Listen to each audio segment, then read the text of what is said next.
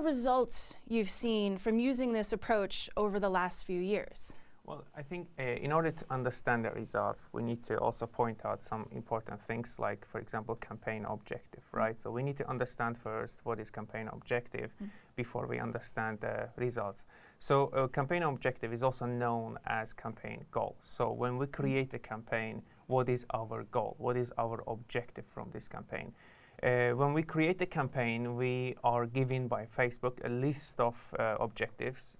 This includes traffic, engagement, awareness, leads, or conversion. So since our goal, our objective is to generate leads, therefore we will be using leads as our conversion objective. Yeah, to add to what my colleague said about the traffic objective, when you actually use the traffic objective instead of what is your goal for the campaign, which is converting leads, what happens is you're just basically telling Facebook in simple terms, I care more about people visiting my website rather than people converting.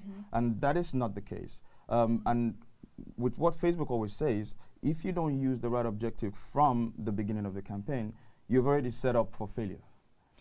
Right, so it's kind of the difference between, let's say I have a shop, it's the difference between having lots of people coming into my shop and looking around and people who come in and buy. So we're trying to get people to come in and buy, not just look around.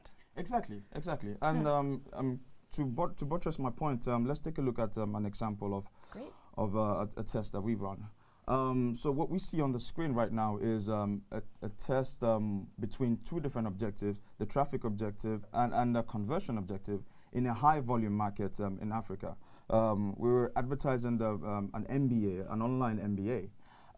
So we tested these two different objectives, all factors being constant, same budgets, same creative, same target audience, same everything. And then the results is what you see on the screen right now. You see, when you use the traffic campaign, you see an increase in reach. You're able to reach more people, quite all right. That's nice. That's amazing. When we use the lead conversion, we didn't reach as much people as the traffic, but that's still fine because that is not the goal of our campaign. And so when you begin to take a look at what is happening, at the end, which is what we are really concerned about, you begin to see the difference, and then you see the volume in the conversion, number one, and also you begin to see the cost in the lead, which is 7 times better than what happened in the traffic. And this kind of just makes you understand it is important to use the right goal for every campaign that you run. Right, okay.